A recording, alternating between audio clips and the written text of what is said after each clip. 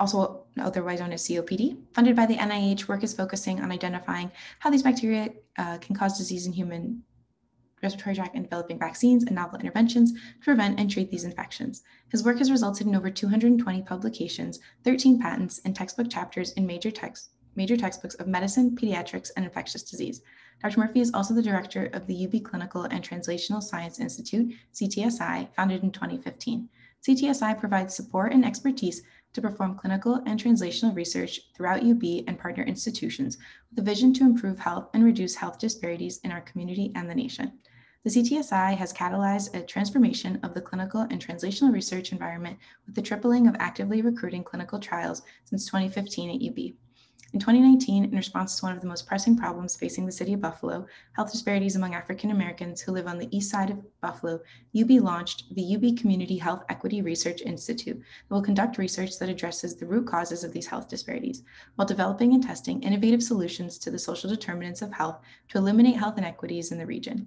Dr. Murphy is privileged to serve as director of the Institute, which includes faculty from 12 UB schools and works closely with community partners. Lastly, in response to a national shortage of physician scientists, Dr. Murphy directs an NIH training grant entitled Training the Next Generation of Physician Scientists. The program includes medical students to careers as physician scientists through mentored research programs and professional development trainings. The goal is to increase the shrinking number of physician scientists in the U.S. biomedical research workforce, with an emphasis on recruiting individuals from underrepresented groups. With that, I'll let Dr. Murphy begin today's session. A reminder to submit any questions that you have in the chat, either directly to me or to everyone. Thank you very much, Samantha, for the invitation to do this and for the nice introduction. So what I'd like to do today then is, I'm very pleased to be here because this is such an important issue, obviously. I mean, we're all thinking about it, vaccines for COVID-19. And, you know, it's very likely that vaccines are going to be the solution to ending this pandemic, or one of the major elements of ending the pandemic. So what I'd like to do today then is I'm going to start and show a few slides really designed to answer questions, and then I'll leave a lot of time. I mean, I'm thinking that maybe I'll talk for half an hour, 40 minutes or whatever, and then the rest of the time really answer questions, because what I would like to do is address the things that you want to hear. And also, those of us who live in this world tend to use too much jargon and not speak clearly and so forth. And so I'll do my best, but if I say things that are not clear, or you need me to repeat them, or you want more clear information, you can ask the same questions, you can ask, and I'll do my best. And I'll tell you, I'll answer anything that I can. And I will also tell you if I don't know the answer to questions that you ask me to, and I suspect there will be some of those as well. So maybe I'll start then by sharing my screen. Hopefully that'll work. It's gonna work, yep.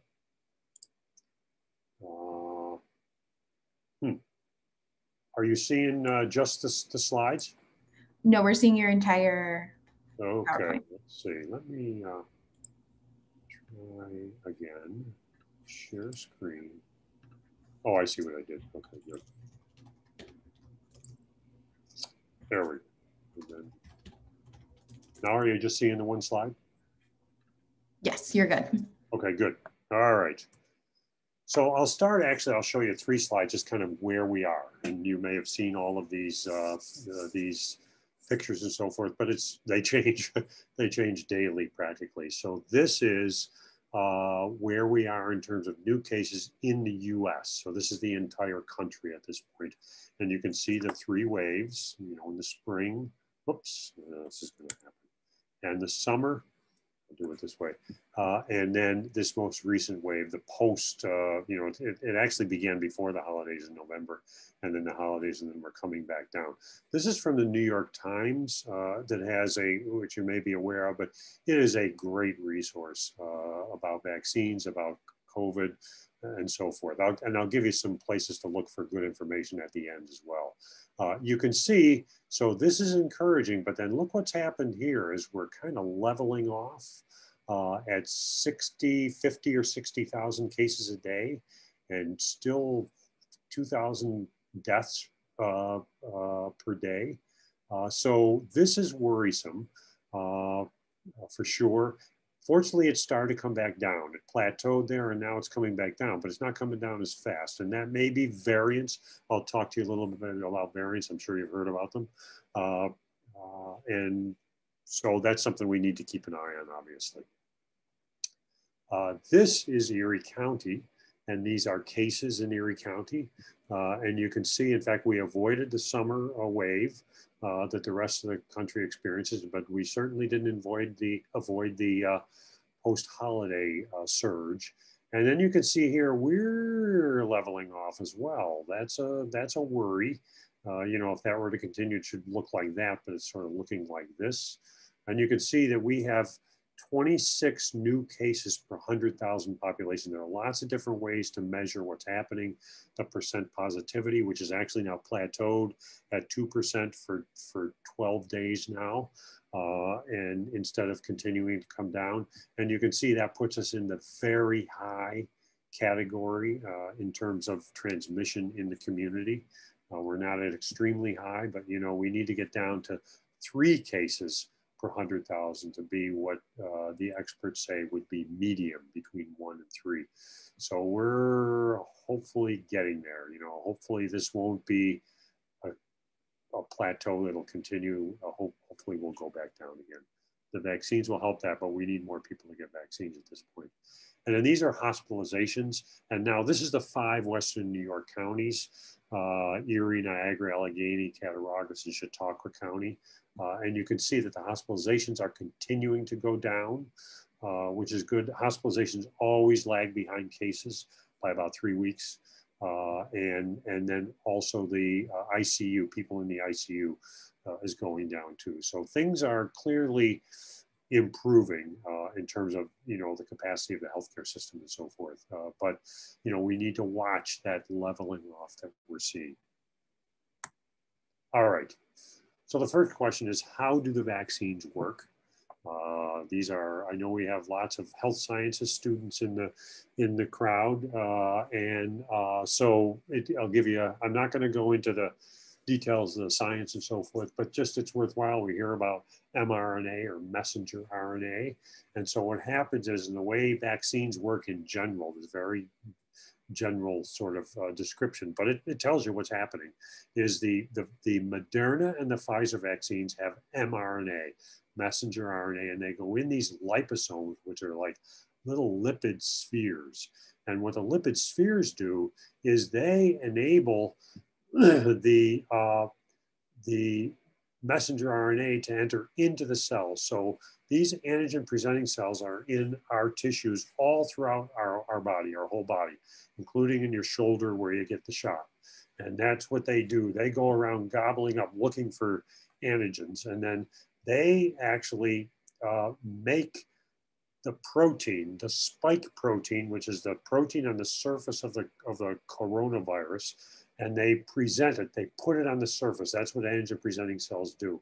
And then they present that antigen to the B lymphocytes, which make antibodies. They're immune cells to make antibodies, and also to the T lymphocytes, which rev up cells to kill the virus. So, and it appears that both T cells and B cells are important for immunity to coronavirus. Then, next, the Johnson & Johnson vaccine is different. In many ways, it's the same. In fact, the only difference is in this part of the picture, where instead of a liposome, it's actually, we call it a virus vector. It's called an adenovirus, which is a virus that causes the common cold, except this is an attenuated adenovirus. So it's a virus that does not cause any human disease, does not multiply in humans. It goes in and it gets inside of the antigen presenting cells in order to get, that's essentially the mRNA, the message for the antigen presenting cell to make the spike protein.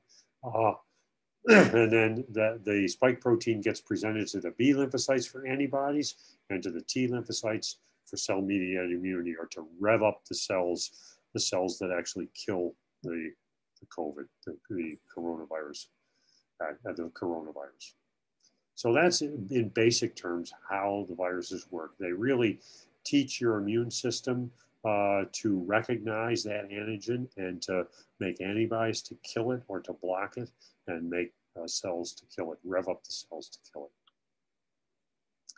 How do we know these vaccines are safe and effective?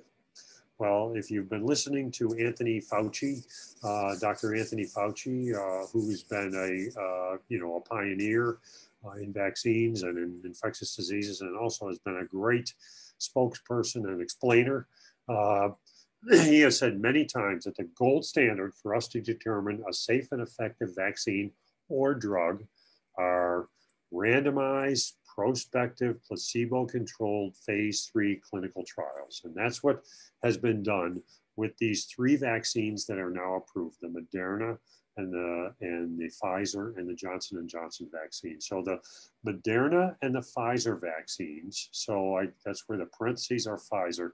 So the large phase 3 clinical trial for Moderna had 30,000 people, and for Pfizer had 44,000 people. And importantly, these trials included people of color, 35% and 40% for the 2 trials. Many studies that are performed in the US simply do not include our representative population. So we don't know if they work in the whole population. Well, these trials, in fact, made a distinct effort to include representatives from throughout our population, also including elderly people as well, people over 65, a sizable number in the order of 15 or 20%. So during the trial, there were 196 cases of COVID-19 in the Moderna trial, 170 in the Pfizer trial, and both of them showed 94 or 95% effectiveness to prevent symptomatic infection, so infection that caused symptoms. And that 94 and 95, there's a placebo group. So half of those 30,000 or 44,000 got a saltwater concoction, harmless, and then half of them got the vaccine. And it turns out that simple-minded way to think of it, or simple way to think of it, straightforward, 95% of all the cases were in the placebo group. Incredible result in terms of the effectiveness of vaccines. The only one that's more effective in trials is the measles vaccine, but otherwise these vaccines are more effective than all the vaccines that we use routinely that have been so effective in preventing serious disease. There were no serious adverse effects. About 1 in 100,000 people get the immediate allergic reaction, anaphylactic reactions. That's not far off from the usual amount of those anaphylactic or serious immediate allergic responses compared to other vaccines. Excuse me. In all 30 severe cases in the Moderna trial, and 9 out of the 10 severe cases in the Pfizer trial were in the placebo group. And the placebo, or these vaccines, importantly, are 100% effective at preventing hospitalizations and at preventing death. So they are very effective at preventing severe disease, including in elderly people. The Johnson & Johnson vaccine enrolled 44,000 people. There were 468 cases during the trial. And the efficacy, again, and they looked at symptomatic disease, also moderate and severe disease. And at 28 days, you can see in the US, it was 72% effective. In South Africa, where 95% of the cases were caused by that South African variant, which creates a potential problem for the vaccine, it was 50% effective in preventing moderate and severe disease. Once again, this vaccine was 100% complete protection from hospitalization and from preventing hospitalization and death, including the South Africa variant. And they included 13,000 people over the age of 60, same efficacy in that group, and there were no significant safety concerns. Let me say something about the Johnson & Johnson vaccine, because there's a lot of discussion and talk, and there may be questions, and that's great, and we can talk. I can talk more about it. One, this is importantly, this is a one-shot vaccine. The other two are two-shot vaccines, the Moderna and Pfizer. So that's a huge advantage, and especially reaching people who are difficult to reach. The other is that it doesn't have to be frozen like the other one, so that makes it easier to take it into rural areas. It'll make it important globally to get to areas where refrigeration is difficult. You may have heard talk, oh, the vaccine is not as good as the Moderna and Pfizer vaccine. And you know what? We cannot say that. And the reason is, in order to say one vaccine is better than another, they have to be compared head to head in the same trial. It's important to recognize that the Johnson & Johnson vaccine happened later in the pandemic, when we have variants. There, Moderna and Pfizer, there were no known circulating variants. They enrolled different populations. They used different criteria. So these are not comparable studies to be able to say the 95% is actually better than the 72%. If the Moderna vaccine, Pfizer trials enrolled during the time that the Johnson & Johnson vaccine was done and enrolled the same population, we may have had same numbers or very different numbers, who knows? But we know, in fact, that all three vaccines provide complete protection against the most serious disease. And so they're protecting the people who are most vulnerable. And interestingly, in the Johnson & Johnson vaccine, there is actually some data to show that in trials, it prevents transmission. Moderna and Pfizer, we don't know yet if it prevents transmission. Johnson & Johnson, we do know that there is at least some transmission. It's very likely, quite frankly, that all three prevent transmission, but we just don't have the full data to say that just yet. But knowing what we know about vaccines, knowing what we know about the antibodies that are generated, that are able to kill the virus, it's very likely that all three of these vaccines prevent transmission, but we actually have better evidence in Johnson & Johnson that it prevents transmission. Let me show you another line of evidence. So that is efficacy. That's in very well-controlled clinical trials. What about real world? That's effectiveness. Well, I think one of the most striking things is as you may know, nursing homes were, nursing home residents and actually nursing home workers were in 1A. They were one of the first ones to receive the vaccine. And now approximately 75 or 80% of all nursing home residents in the United States have received the vaccine. Look what's happened to deaths among nursing home residents compared to all other deaths since the vaccine rollout began. That is pretty darn striking. And that provides very, really strong evidence that the vaccines really do work in preventing deaths. And importantly, this is a population that's elderly and with a high, very high incidence of the underlying disorders that are associated with a worse outcome. There's also now some effectiveness, so some real world evidence in Israel as well. Israel is now immunized approximately 60% of their population, and they're seeing a drop. They're seeing that impact in real world effectiveness. So this is very encouraging as well, that the vaccines really are going to do what we hoped they were going to do. All right. Side effects are really a better way to call them are reactions. How, what kinds of reactions occur, and how common are they? So there's a bunch of numbers here, but because I like to be precise. So the most common is the pain in your arm. I mean, most people will have some discomfort in your arm, just like you do with influenza vaccine, which hopefully all of us get every year. The pain appears to be more common in these vaccines. A small number of people get swelling and redness in their arm. That all goes away. Then the systemic reactions or the whole body reactions. And you can see it.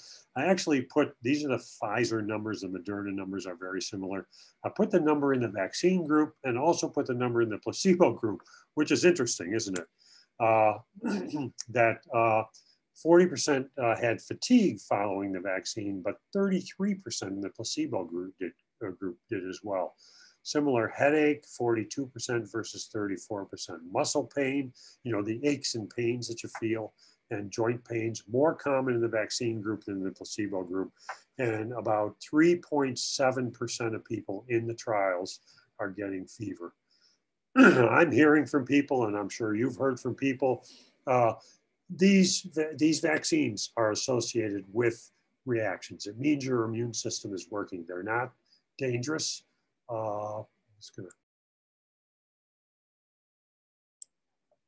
They're not dangerous. They resolve. Almost all of them resolve in 24, 48 hours. But you know, you may have to lay around for a day because of the aches and the fatigue and so forth. And again, it means your immune system is working. The second shot tends to have more reaction than the first shot. And interestingly, women are experiencing more reactions than men are. And that's probably differences, gender differences in immune response. Women actually make, there's evidence that women make better immune responses to vaccines, other vaccines as well. But anyway, these reactions are not dangerous, and they go away in 24, 48 hours. Why are 2 doses required? And this is a Moderna and Pfizer. Well, 2-dose vaccines are actually very common. The first dose primes the immune system. It kind of teaches the immune system, you know, what that antigen, what that protein looks like, and gets it ready. And then you get the second boost. And that's what gives you that high level antibody and long lasting protection. The Pfizer vaccine, the 2 shots are 3 weeks apart, and for Moderna vaccine, they're 4 weeks apart. For Johnson & Johnson, as I already mentioned, it's 1 shot, and you get good protection by 2 weeks. You get maximum protection by 4 weeks with the Johnson & Johnson vaccine. Were any shortcuts taken to speed up development and approval of the vaccines? We hear a lot about that. Oh, it was rushed. I think Operation Warp Speed was a bad name for the vaccine development effort. Interestingly, there were no shortcuts taken. That messenger RNA technology, mRNA technology, took 15 years to develop. As you may know, there was a SARS outbreak in 2003, 2004. We heard a lot about it in Toronto. I mean, that one didn't last long because the virus was not as transmissible as this virus is. But that's when the mRNA technology was started, and there was a vaccine developed with that and extensively tested. So when COVID-19 came around, the whole platform was there. What had to be done is figure out the right messenger RNA, that right mRNA to use in that vaccine. Similar with the adenovirus vector, it is widely used, for example, in veterinary vaccines, and it's been used in the human vaccines. In fact, the Ebola vaccine that is now approved and very effective at ending pandemics, epidemics in Africa in particularly, is an adenovirus vector vaccine.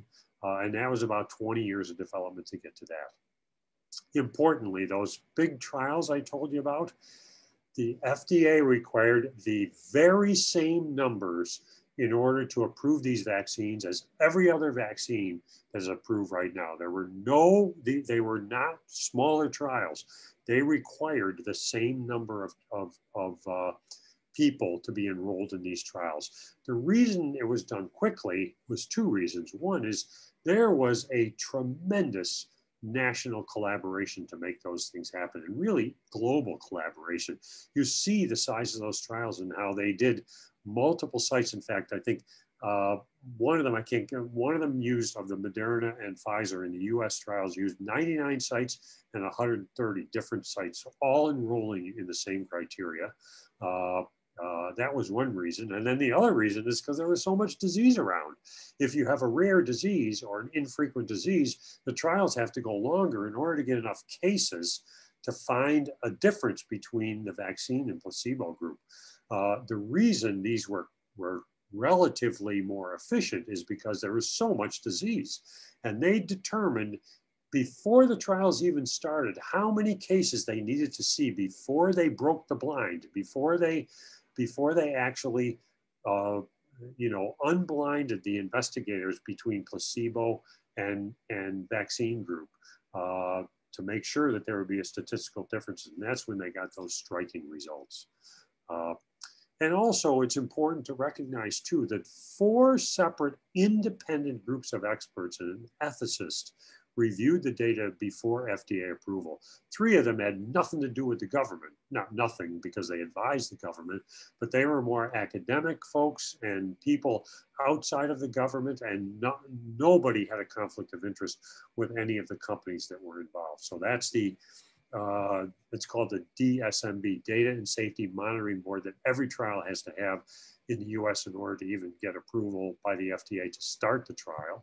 And then the FDA has that expert panel of experts, independent experts, no conflict of interest. And there's the FDA.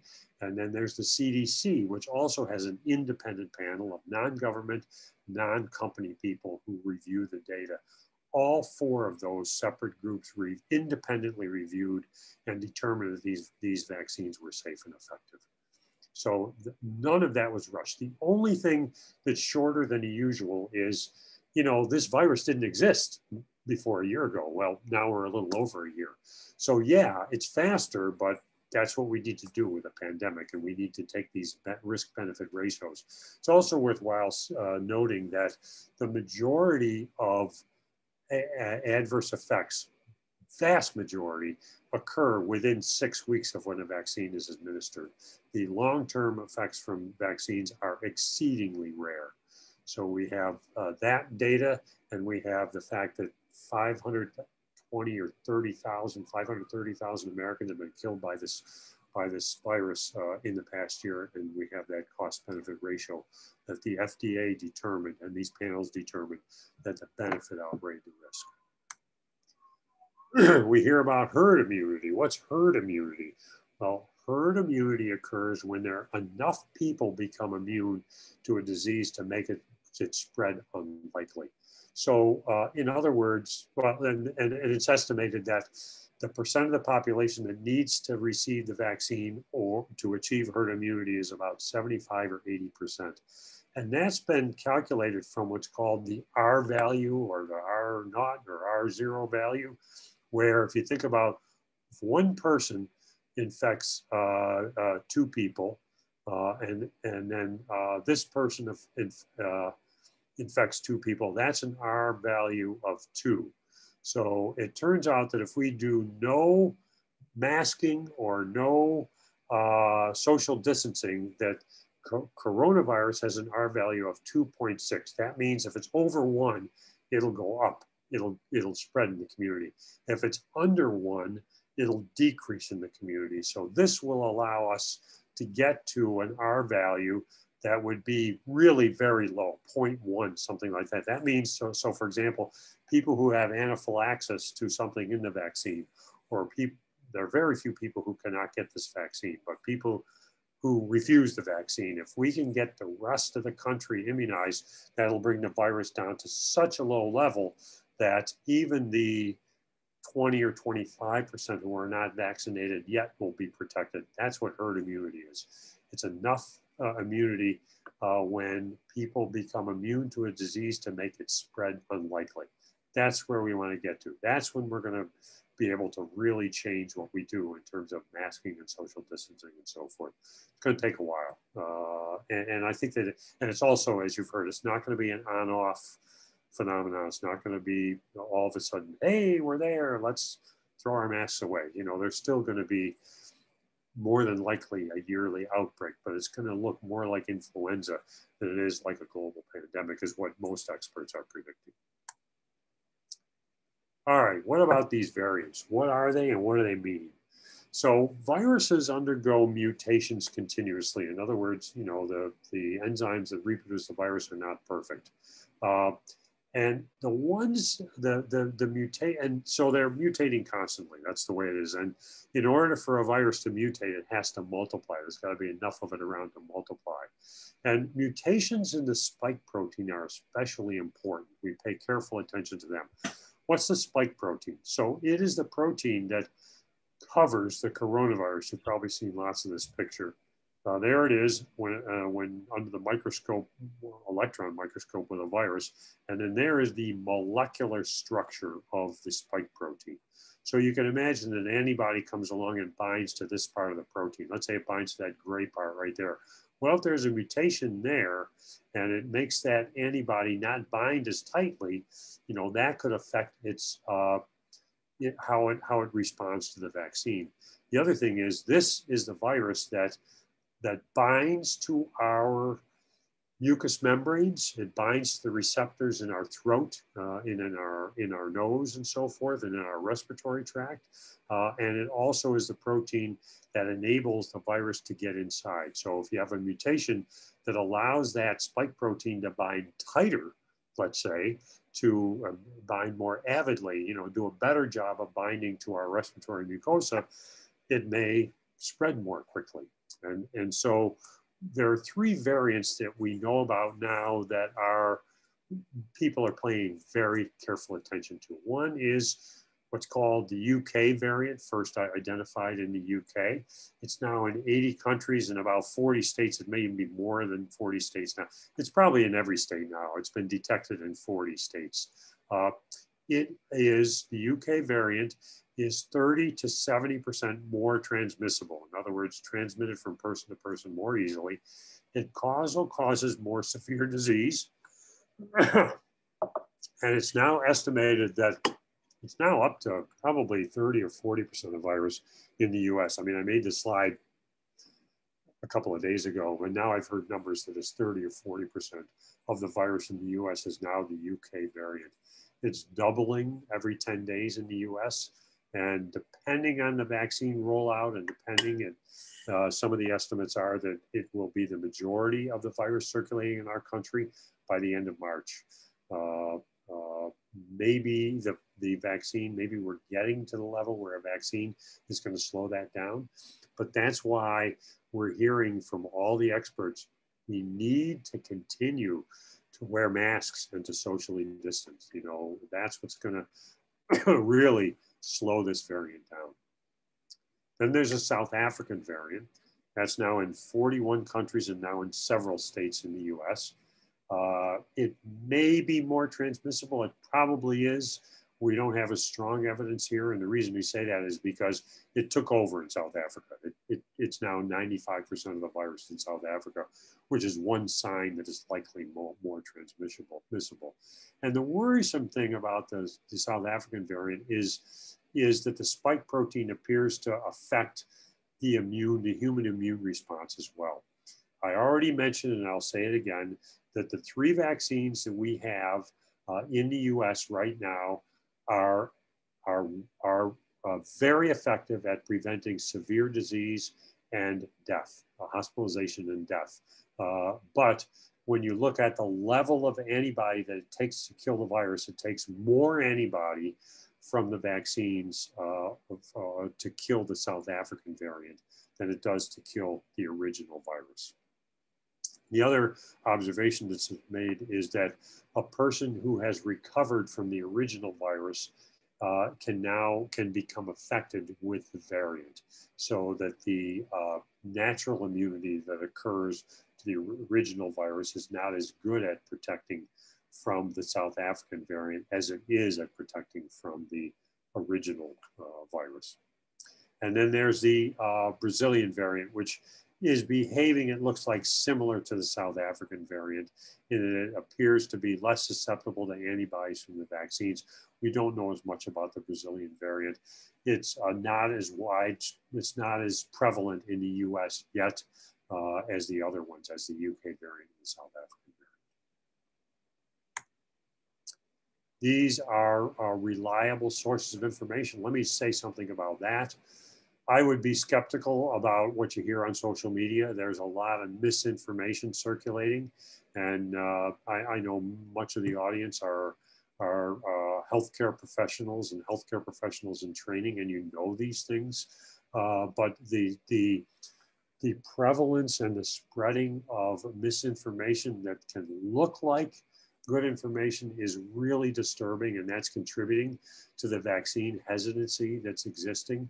In fact, I may have said it before, but I'll say it again, that if we look at where the bottleneck is now for us reaching herd immunity, it's the pipeline.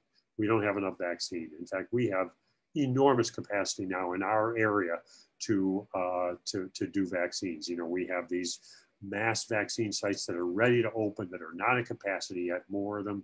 We have doctors' offices that are ready, willing, and able to administer vaccines. There's a lot of capacity, there's just not enough vaccine.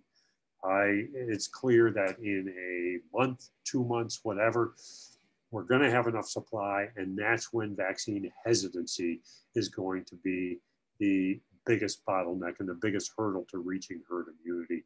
And you know, accurate and reliable information is our best. It's not our only, because vaccine hesitancy is more complicated than just that. But getting accurate information that's clear and that is coming from trusted voices is going to be the key. And getting accurate information. These are 5 very reliable sources. The CDC, you know, gives great guidance. The New York State Health Department, the Erie County Department of Health, the Johns Hopkins Resource Center, and New York Times, I think, are the best if you're looking for global and national information, and right down to your own zip code and your own county as well.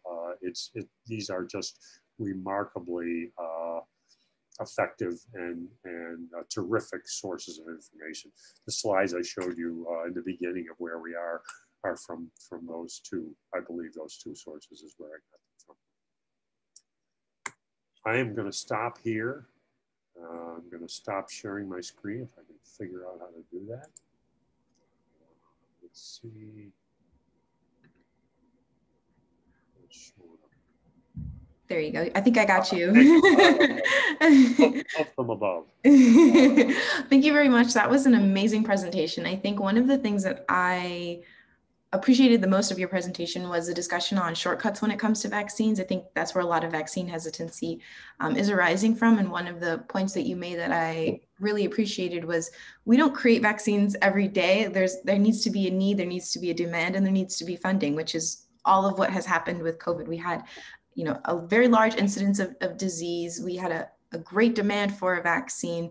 And so it's the kind of that like perfect storm for why we created 3 vaccines in what may seem like a very short amount of time, but in reality it is not. So I want to move on to questions. There's still questions in the chat, and there's questions from people who registered prior. So I'm going to flip flop between the 2. So if I don't get to your question, it doesn't mean that I haven't seen it. I just want to make sure I get as many questions asked as we can. We're on we have about an hour left. So just stay patient. Please, again, if you have any questions, add them to the chat. But one of the first things that I want to ask is, let me make sure I have this right. And this is, I think, an interesting question. You may not know necessarily the answer to this, but will UB or maybe even other universities make the vaccine available to all students? So will we see universities vaccinating their own student bodies? So vaccines will be made available to students. Whether UB will be doing the vaccination or not, I don't know. I can't tell you that. UB, as you know, has a site on the South Campus that's been very, very efficiently run. It's run by the state, really, and it's for the community. But many university people have been vaccinated there. So good question that I don't know the answer to yet. If I had to guess, I would say yes. I mean, the university has now is testing everyone who comes to campus once a week. The university is looking out for students and staff and faculty and so forth. But at this point, that has not yet been determined. Stay tuned. I think it makes perfect sense to see universities vaccinating their own students. You be included in that, especially universities that do a lot of biomedical research and have the resources to kind of become vaccination sites. So moving on. Actually, let me add, so the healthcare science students who are front-facing students seeing patients all have been vaccinated actually by who did it? It was the hospital partners who did it. Like all of the 3rd and 4th year medical students, occupational therapy students, nursing students, and so forth, who are actually in rotations where they're seeing patients they were considered to be 1A. So it's a partial yes, I suppose. Thank you. So taking a question from the chat, why are the adenovirus vaccines like the Johnson & Johnson one have lower effective rate than mRNA ones like Pfizer and Moderna? Okay, so as I told you, and I would hope you come away with this message, because as healthcare professionals and as and in training, your conversations with family and friends and so forth are important.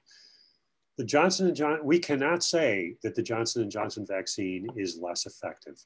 We know that in the trial, in the conditions of the trial and the timing of the trial and the people who were included in the trial for Moderna and Pfizer, the trial saw 95% efficacy. Johnson & Johnson saw 72% efficacy, but because they were not compared head to head, we cannot say they're less effective. It is possible the Johnson & Johnson vaccine is more effective. The Pfizer and Moderna vaccines were not tested against variants in trials. They've been tested in the test tube, and it looks like those antibodies are very good. And I think all 3 of them likely prevent transmission, but it is real important for us to communicate that Johnson & Johnson vaccine is an outstanding vaccine, that it affords complete protection from hospitalization and death, and also prevents transmission.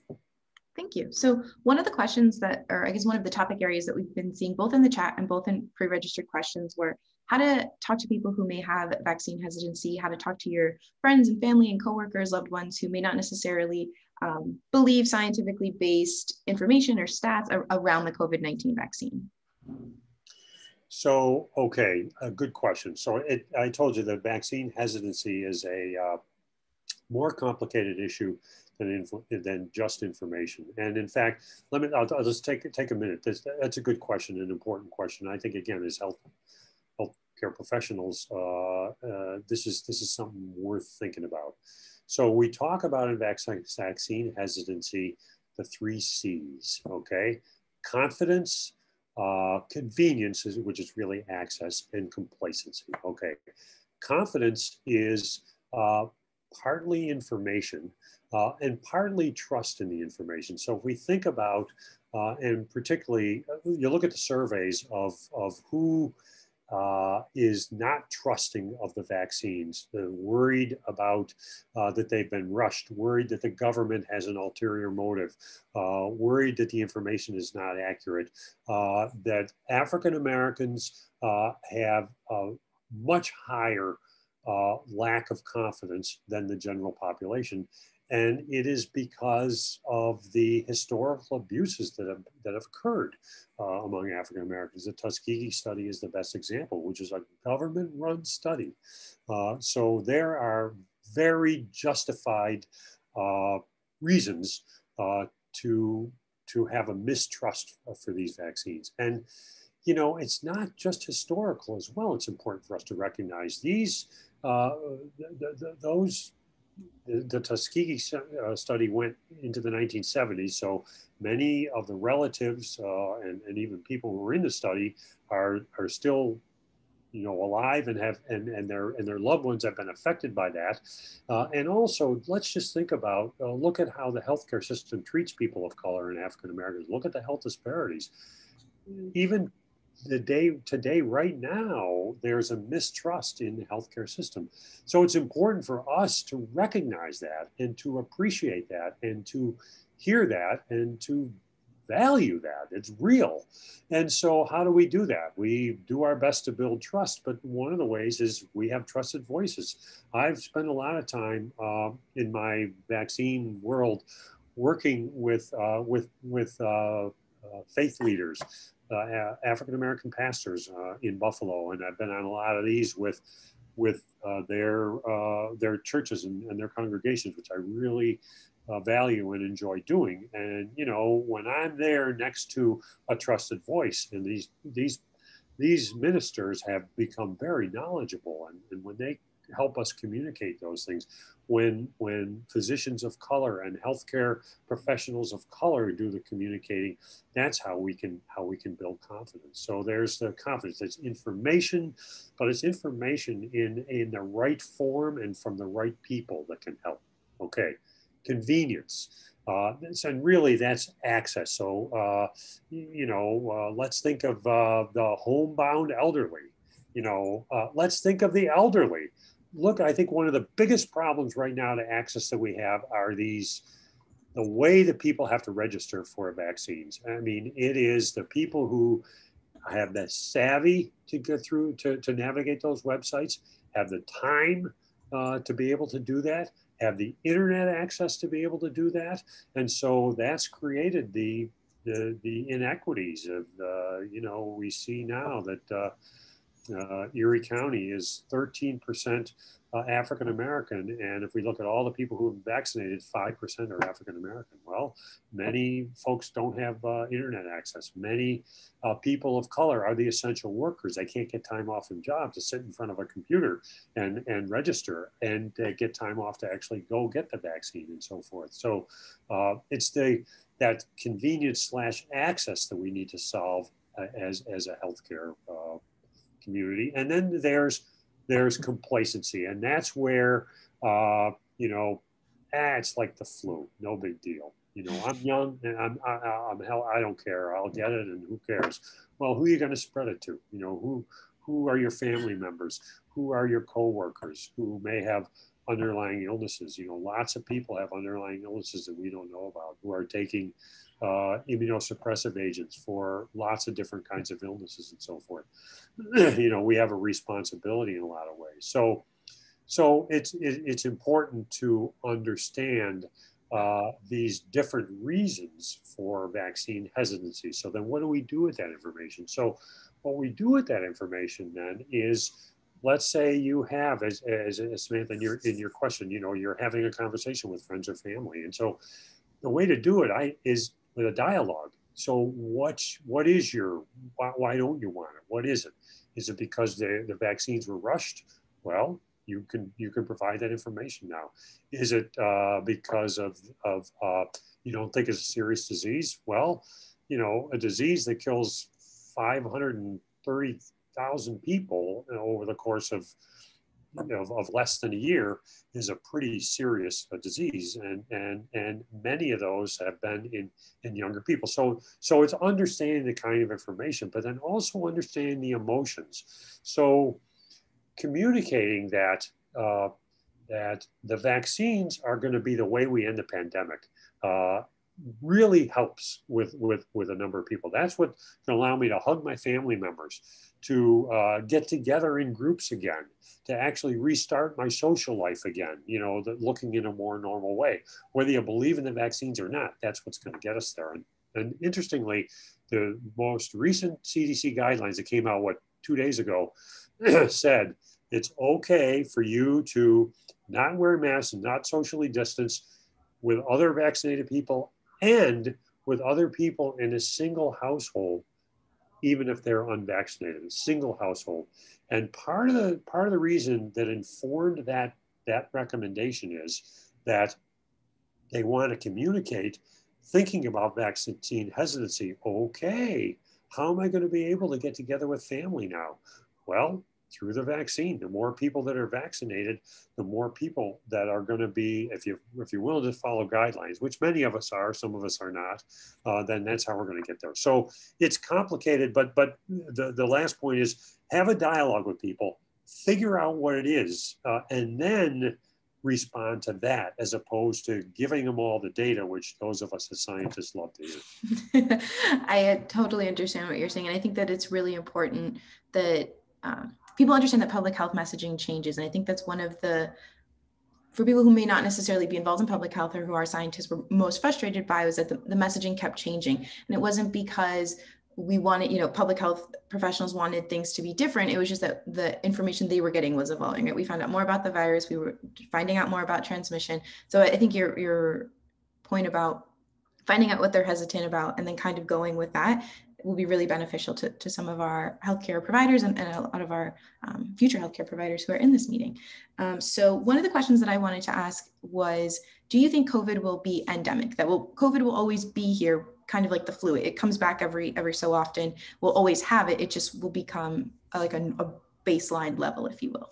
Yeah, I'll try and give shorter answers now so we can get to more questions. But that was a key question. I think the vaccine hesitancy one, and there may be other key questions, but I'll do my best. So I do think it's going to become endemic.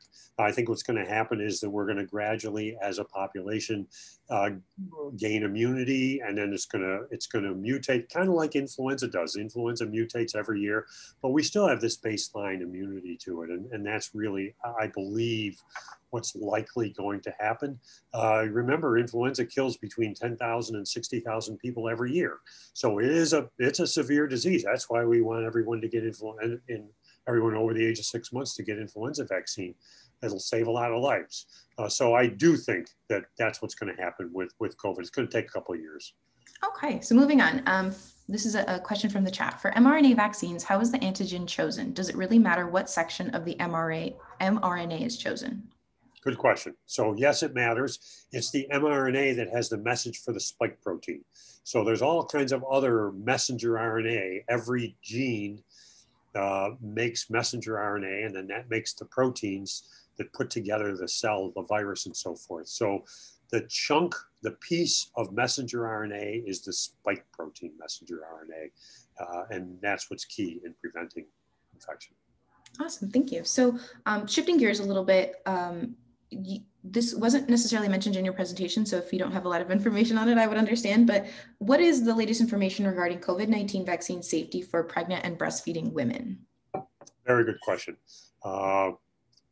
This is all part of the whole good and important question. So the questioner is probably informed by the fact that there were one of the exclusion criteria of those original trials was pregnancy. And that's often how new drugs and new vaccines are tested. They're tested and exclude pregnant women in case there are adverse effects. And then gradually, after it's been shown to be safe and effective in non-pregnant people, then move to pregnant people. However, those are big trials. They went on for a long time, and people became pregnant during the trials. And in fact, there were no adverse effects, undue adverse effects seen in those, but the numbers were not very big. Now, there are trials going on right now of pregnant and breastfeeding women to determine whether it's safe and effective. It's worth noting that pregnant women have more severe disease. It is a disorder associated with a worse outcome, more likely to be hospitalized, more likely to end up in an ICU. So there's reason to be able to want to immunize pregnant women in particular. So the recommendations are that it is an individual decision between the pregnant or nursing woman with their provider. So, and many, and that could be informed by your risk factors, for example. If a nurse who wants to continue working, who's pregnant, may well choose, and many have, to get the vaccine. We know that vaccines tend to be safe in pregnant women. And so it's likely that what we know about these vaccines, they'll be safe in pregnant women, but in fairness, until we test, we can't be absolutely 100% sure. A pregnant woman who is able to live a lifestyle such that they can stay home through the duration of their pregnancy, or not stay home, but very much reduce their exposure, may decide to not get the vaccine. And I think you can really justify either decision. One thing that's worth thinking about, and again, these come from the recommendations as well. If you're thinking about getting pregnant, it may be wise, depending on your own personal decision, to delay that until you get the vaccine and then move on with your pregnancy. But that's an individual decision as well. Thank you very much. I think a lot of times we don't necessarily forget about pregnant women, but we don't necessarily assume that they're included in things like clinical trials, or that the restrictions for them might be different that they might be for non-pregnant individuals. So moving back to questions from the chat, at this point, do they know how long the different vaccines remain effective for? So will we need to get boosters in 10, 5, 20 years? Good question. So we know, I mean, again, the vaccines, haven't been around for more than several months. So if you want to be a real rigorous scientist and say, how long are they effective for, you can probably say at this point 4 or 5 months, but they are likely effective for much longer. And the reason we know that is this very high level of antibody that appears to be persisting, and the cell-mediated immunity, those revved up immune cells, and also knowing how long vaccines last based on the kind of immune responses that these vaccines induce. So it's likely that these vaccines will remain protective for year, 2 years, perhaps longer. The variants are the wild card, I suppose, really. And now, as you may have heard, some of the companies are testing boosters like to the South African variant. I believe both Pfizer and Moderna have done it. That mRNA platform makes it very easy. They can use the exact same technology, just put a different piece of mRNA in. It's the South African variant spike protein mRNA, and testing that. So, I'm a little less confident about my prediction that I made about whether it would become endemic, but it seems reasonable to think that we will likely have boosters of COVID vaccine, whether it'll be every 2 years, every 3 years, every year. I think it's hard to say. Let me also just say too, that once we get the virus down through our social distancing, masking, avoiding big crowds, and the vaccine, the variants won't happen. They slow down. You got to have virus in order to create variants. So the rapid rate at which these variants are happening and spreading is because we have so much disease that's spreading. So that's going to reduce as well. So that's why it makes it very hard to predict. Thank you. So I'm actually going to modify this next question in the chat just because you kind of already answered it. But could you ever see an instance where someone who got Moderna or Pfizer or Johnson & Johnson would get, let's say I got Pfizer and then I got the Moderna vaccine as a way to cross immunity between the variants? Is that something that you think would happen, or not necessarily? So yeah, lots of questions sort of in that. So the first is, at this point, we only know that a person, based on data, that a person should get 2 Pfizer shots or 2 Moderna shots or 1 Johnson & Johnson shot. Okay, let's look ahead. One is, will people ever have a choice? And I think that in a few months, it may be that people are going to have a choice. You're going to go to a vaccine site and say, all right, what do you want? Some even have it now. You want Moderna or Pfizer? They're pretty much equivalent as far as we know. The 3-week versus 2-week, I suppose, is one clear difference. What about boosters? I think that's a very distinct possibility. So let's say that, we get through this wave of the pandemic, we're getting towards more normal, and then we decide, then it becomes clear that we do need a booster. And just because you got a Pfizer booster now, and maybe Moderna has the South African booster and so forth, it may well be that the second one could be. But at this point, I'm just speculating at this point, and I interpret that as a speculative question. So at this point, we need to stick with what the data show, but it would not surprise me if we get to that point. Absolutely. I think these next few years will be really indicative of what the next 10 years will look like in a post-COVID world. So I'm actually going to combine a couple of different comments into one general question. This number that you were talking about, 530,000 deaths in the United States, can you talk a little bit more about how those numbers are calculated, where we're pulling that data from, and then any projections for what you think like the total death count will be for COVID-19? Okay. So they are, they're determined locally at the hospitals and in the doctor's offices and so forth as to people who die from COVID. And actually, it's worthwhile pointing out that in order to be counted, you have to have a positive test. So that number is undoubtedly an underestimate. There are people early in the pandemic, there are people dying now who've never had a test, but you kind of know they've had it.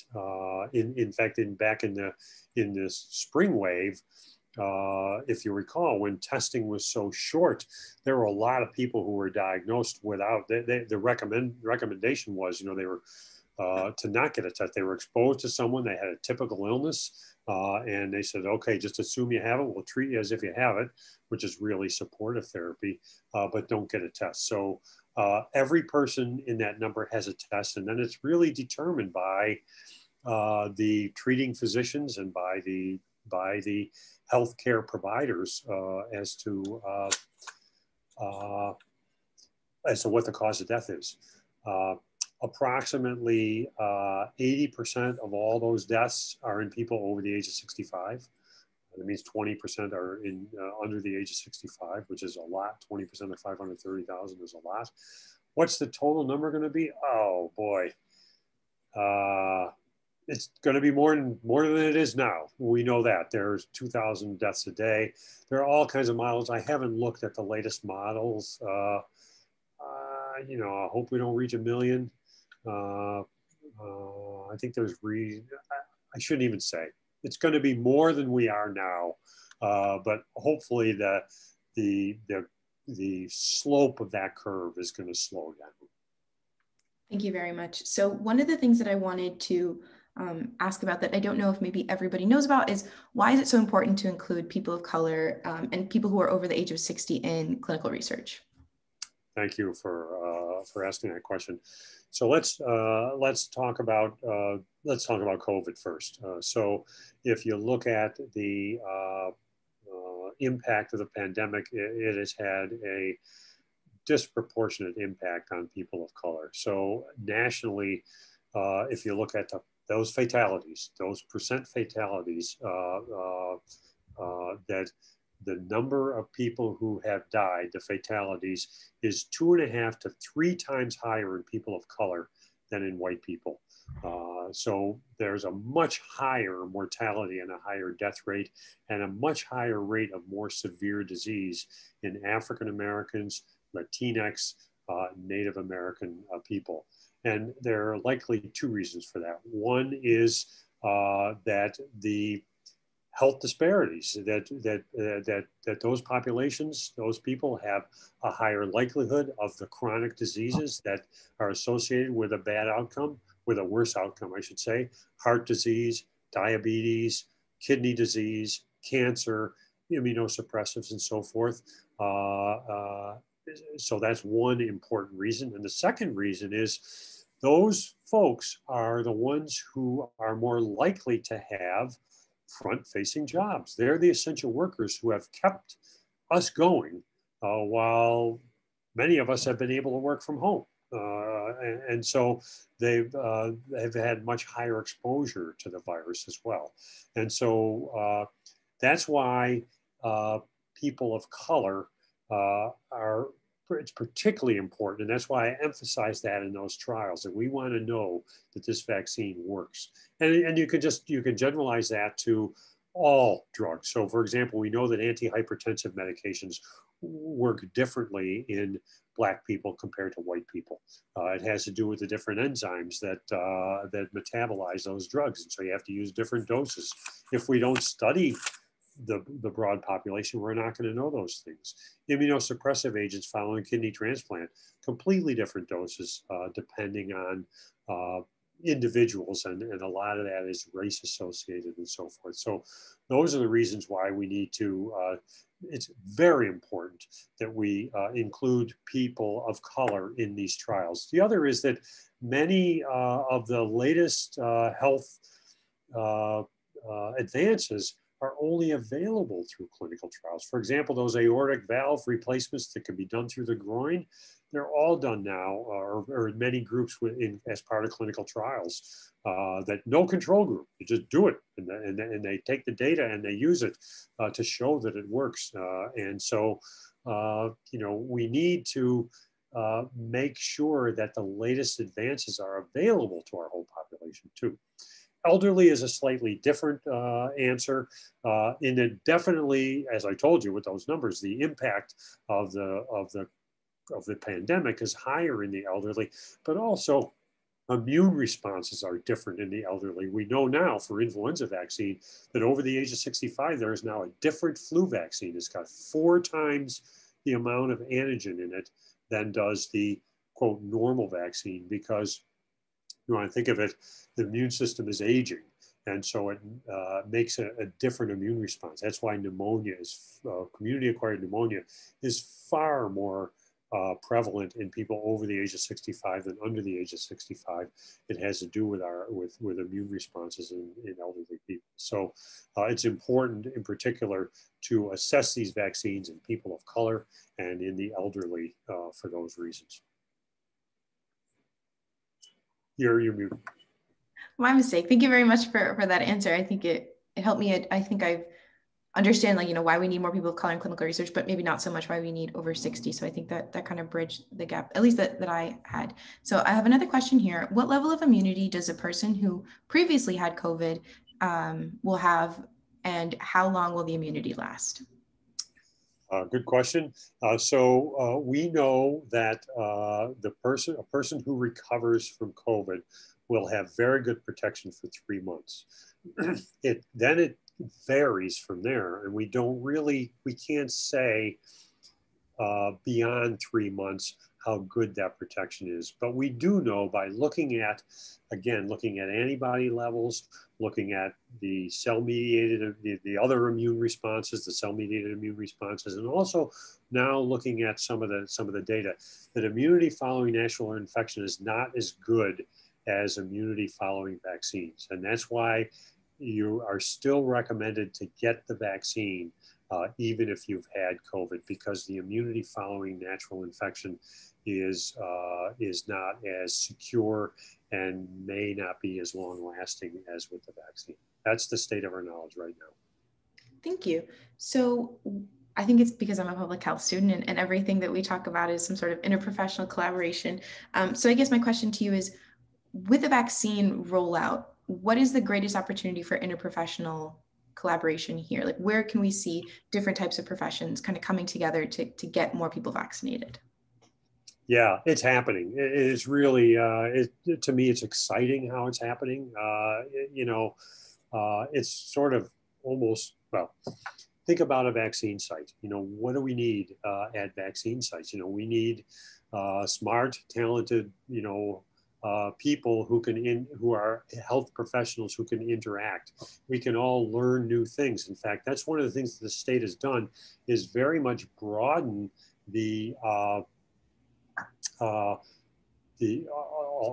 who is allowed to administer vaccines. There are kind of rather strict criteria about getting certified to do that. And now there are more training programs and more ranges of healthcare professionals who could administer vaccines. So that's the narrow part of it.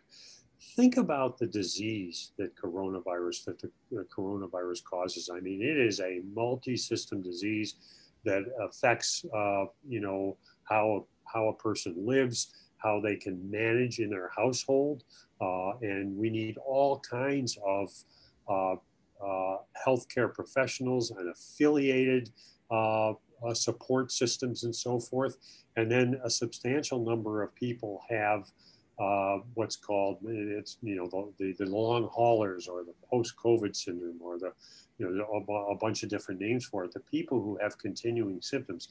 And that's really where it's going to take an interprofessional approach to be able to provide the kinds of support for those people who are experiencing those kinds of outcomes from COVID infection.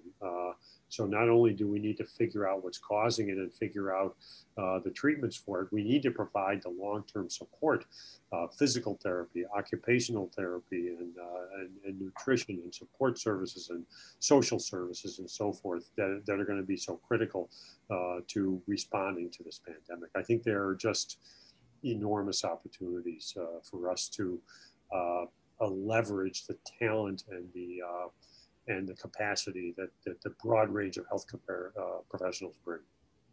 Thank you. I think that's really important for a lot of our emerging health professionals to hear, is that even if you are not necessarily in a nursing or pharmacy or medical program, like there's still an opportunity for you to help with this.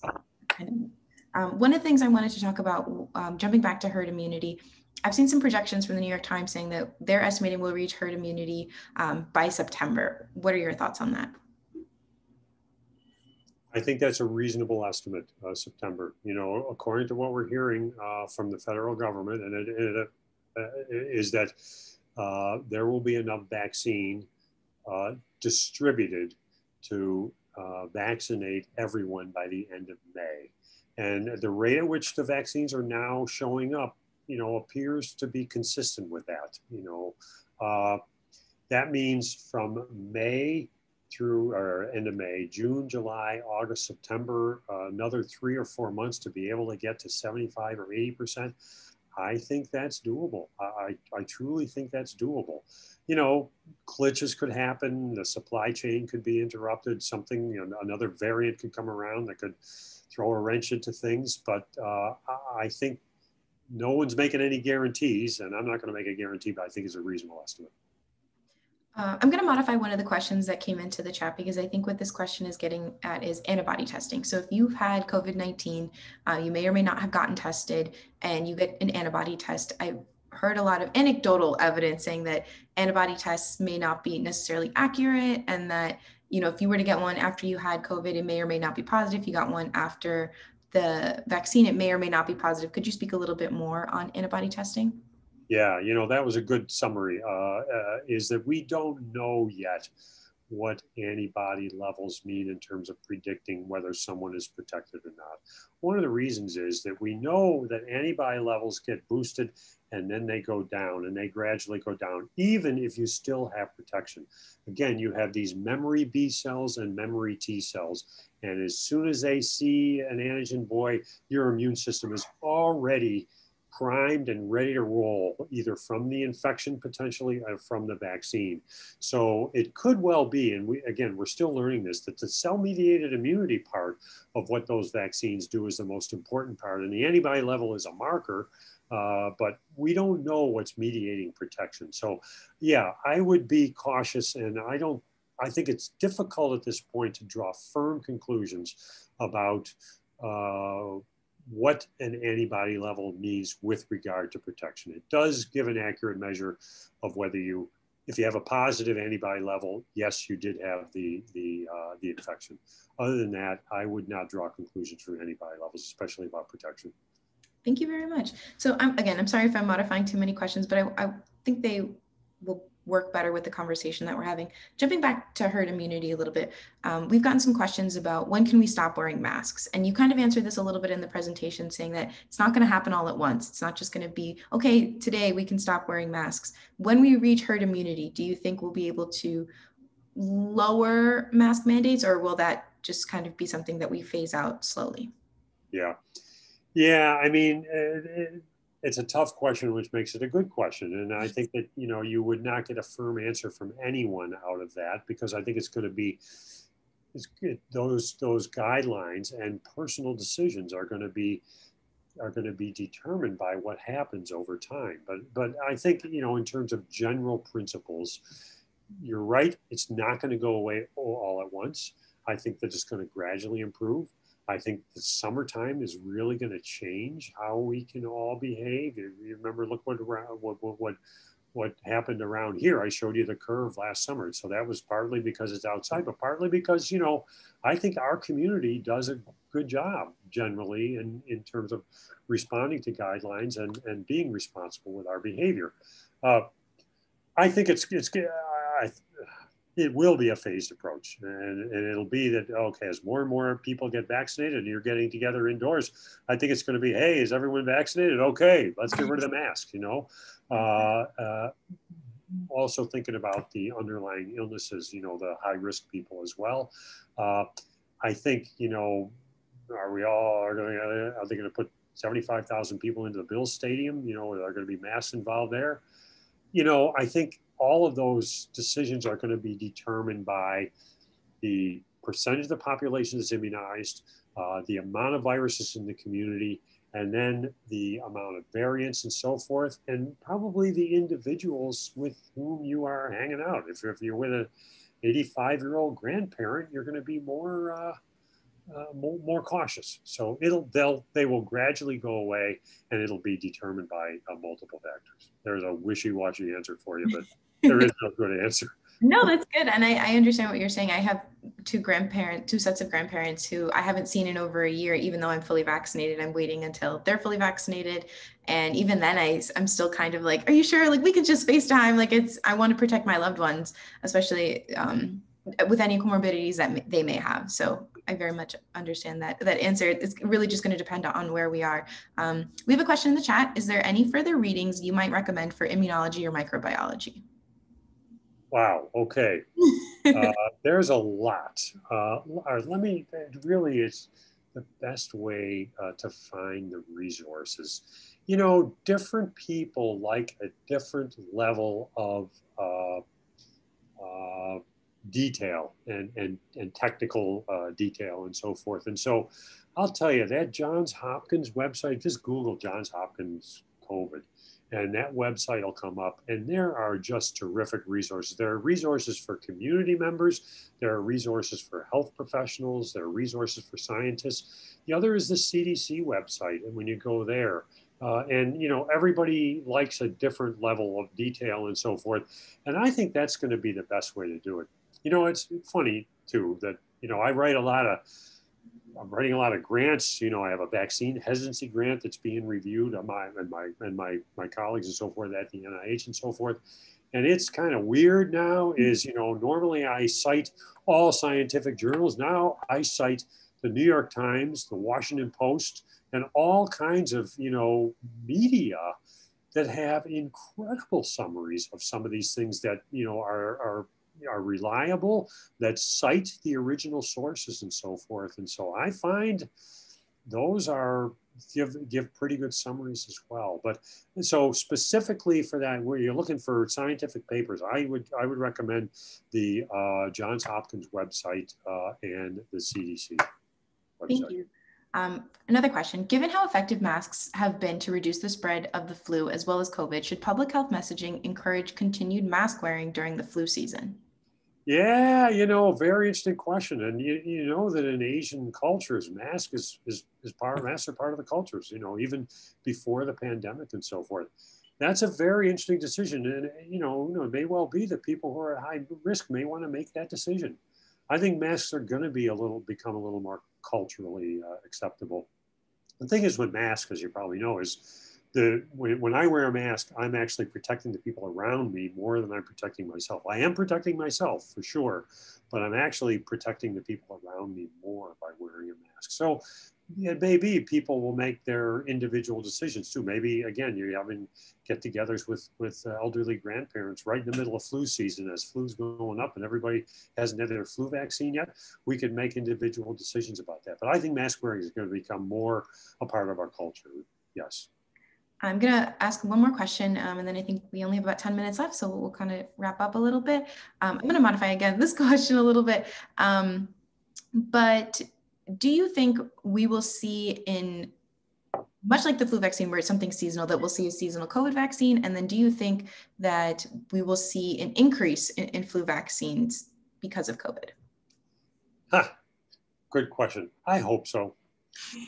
You know, as I said, every year between 10 and 60,000 people are killed by influenza.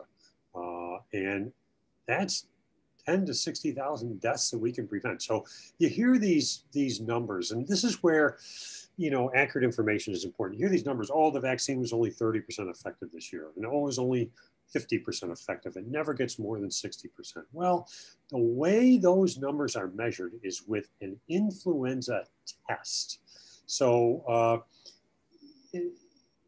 which is the highest bar. So if I get influenza virus and I have no symptoms and I've been vaccinated and I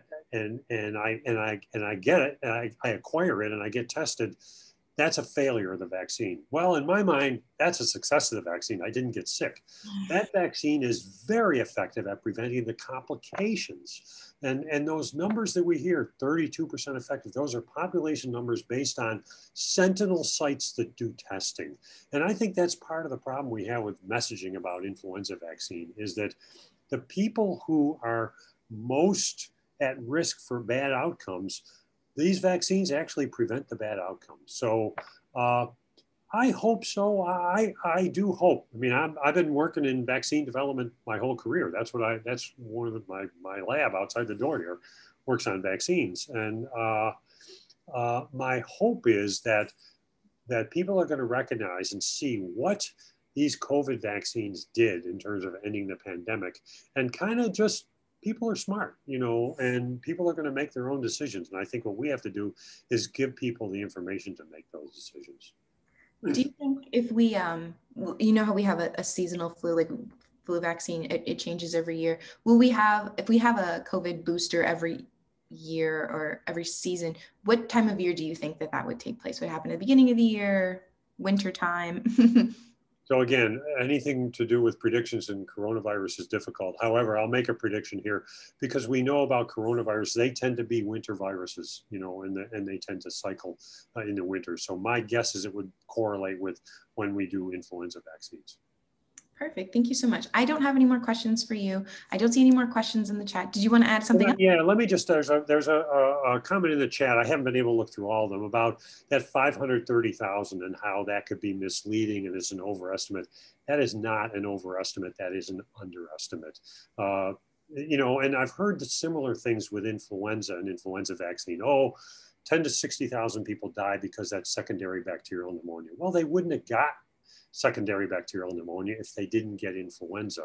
And similarly, people who are dying, people with multiple underlying illnesses who are getting COVID are dying of respiratory failure, and that might be contributed to by COPD, and they may be dying of multi-system failure. And yes, they had underlying kidney disease.